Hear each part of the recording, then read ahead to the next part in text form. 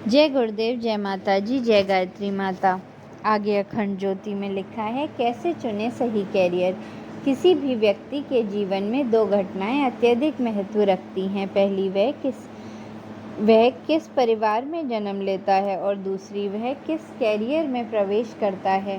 पहली घटना पर उसका कोई नियंत्रण नहीं होता, परंतु दूसरी को वह काफ़ी हद तक प्रभावित कर सकता है।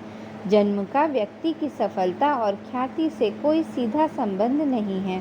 सफल और संपन्न परिवार में जन्मे बच्चों को अन्य की तुलना में अनेक लाभ होते हैं। अब दूसरी घटना को लिया जाए, कैरियर यानी जीविकार्जन के लिए हम किस व्यवसाय को अपनाएंगे। यह हमारे जीवन का सर्वाधिक महत्वपूर्ण विषय है, जो बहुत सीमा तक हमारे साथ में ही होता है। प्रत्येक व्यक्ति को यह अहम फैसला स्वयं ही करना होता है, हालांकि वह इसमें अनेक लोगों से सलाह ले सकता है। कैरियर का चुनाव यदि इतना महत्वपूर्ण है तो कैसे इसको चुना जाए जिससे कि व्यक्ति को अधिकतम लाभ मिल सके। इस संबंध में काउंसलिंग से बहुत फ़ायदा होता है, परंतु कठिनाई यह है कि इसके लिए सही व्यक्ति मिलना एक समस्या है। इसकी कमी को देखते हुए इस समय कैरियर काउंसलिंग करने वालों की बाढ़ सी आई हुई है, लेकिन इससे अधिकतर अनुभवी कम हैं। वास्तव में ये सब सूचना केंद्र है, सलाहकार नहीं।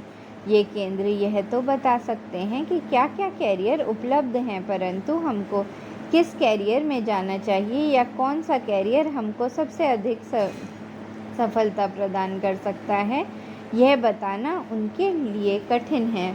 तो कौन कर सकता है हमारी समस्या का समाधान। कैरियर गाइड सबसे पहले तो हमारे माता पिता हैं, जो हमको बचपन से देखते समझते आ रहे हैं। उनको पता होता है कि हमारी कमज़ोरियाँ क्या हैं और हम किन कामों को ज़्यादा अच्छी तरह कर सकते हैं। सामान्यतः पिता यह चाहते हैं कि हम उनके व्यवसाय को अपनाएं। इस बात से उन्हें गर्व महसूस होता है कि उनका पुत्र या पुत्री उनके ही नक्शे कदम पर चल रहा है।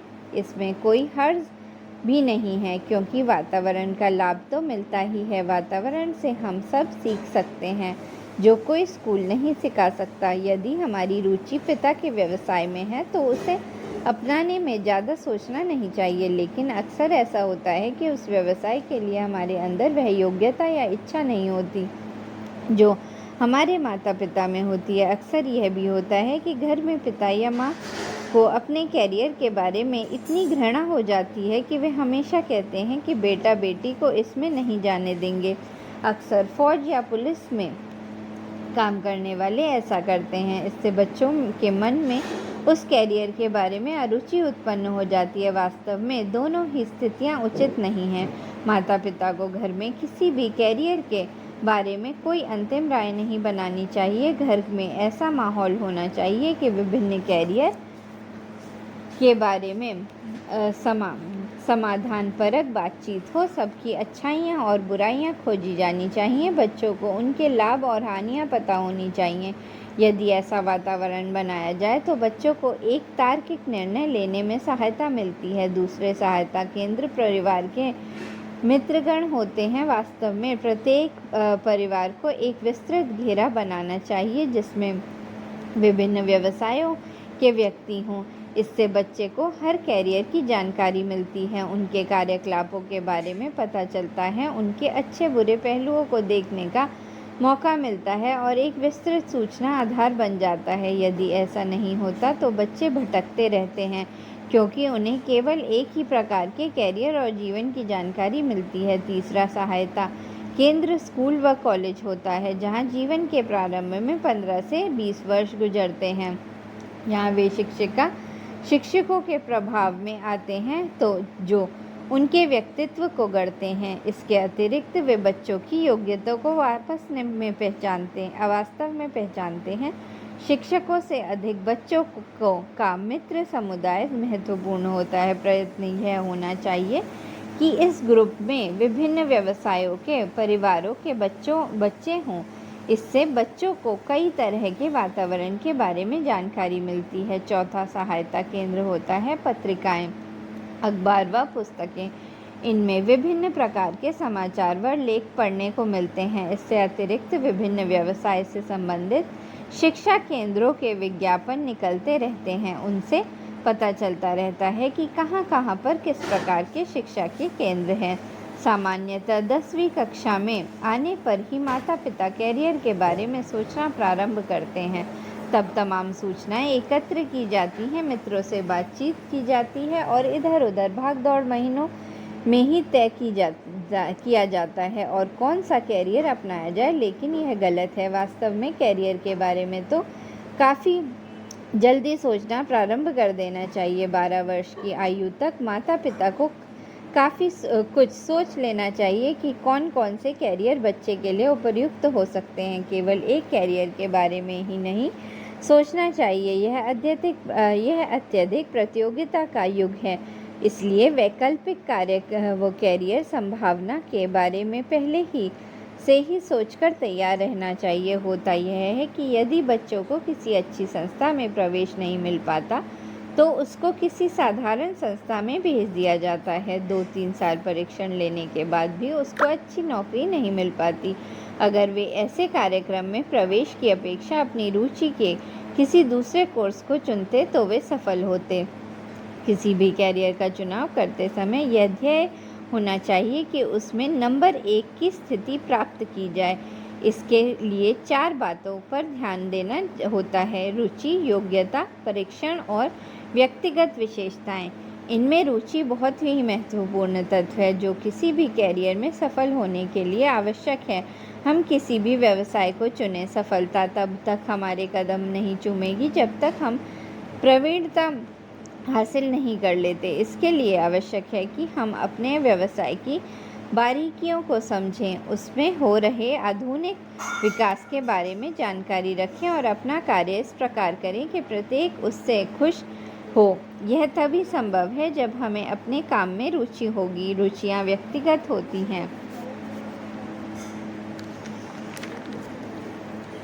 यदि हम और हमारी निकटतम संबंधी हमारी रुचियों को ठीक प्रकार से समझ पाए तो न केवल हम एक ठीक कैरियर का चुनाव कर पाएंगे बल्कि उसमें अधिकतम सफलता भी प्राप्त कर सकेंगे।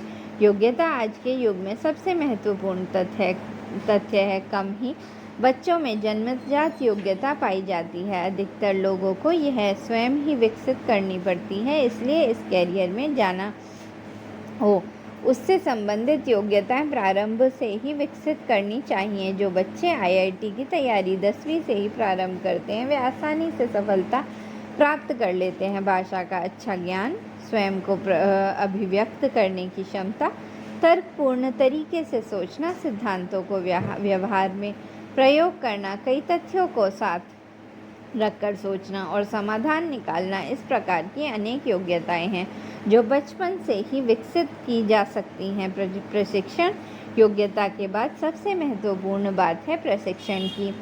प्रशिक्षण हमारी योग्यता को निखार देता है। यह बात दूसरी है कि स्वयं के व्यापार में बिना प्रशिक्षण प्रवेश पाया जा सकता है, परंतु यहाँ भी पिता या रिश्तेदार के साथ काम करते हुए स्वतः ही परीक्षण हो जाता है। लेकिन अगर व्यवसाय का प्रशिक्षण किसी उच्च कोटि के संस्थान से लिया जाए तो बेहतर होता है। व्यक्तिगत विशेषताएं। प्रत्येक व्यक्ति की अपनी विशेषताएं होती हैं। कुछ लोग किसी बात को जल्दी समझ जाते हैं, कुछ लोगों को बार बार समझाने पर भी समझ नहीं आता। कुछ लोग अपनी बात अच्छी तरह कह पाते हैं, बातों की तह तक पहुंच जाते हैं और कुछ बोल भी नहीं पाते। इस प्रकार के व्यक्तिगत अंतर सामान्यतः देखने को मिल जाते हैं। कैरियर की सफलता के लिए ज़रूरी है कि हमारी व्यक्तिगत विशेषताओं को कैरियर के साथ उचित तालमेल हो।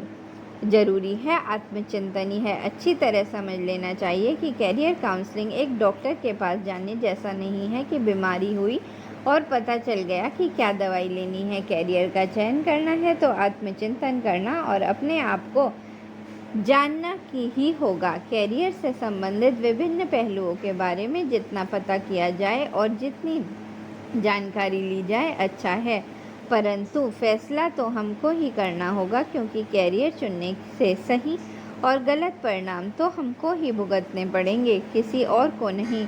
कैरियर चयन के संबंध में अपनी रुचि क्षमता को विशेष ध्यान रखना चाहिए। इसके बाद कुशलता एवं कड़ी मेहनत की आवश्यकता होती है। यदि इन मानदंडों में हम खरे उतर रहे हैं तो उनका चयन करना चाहिए। जय गुरुदेव, जय माता जी, जय गायत्री माता।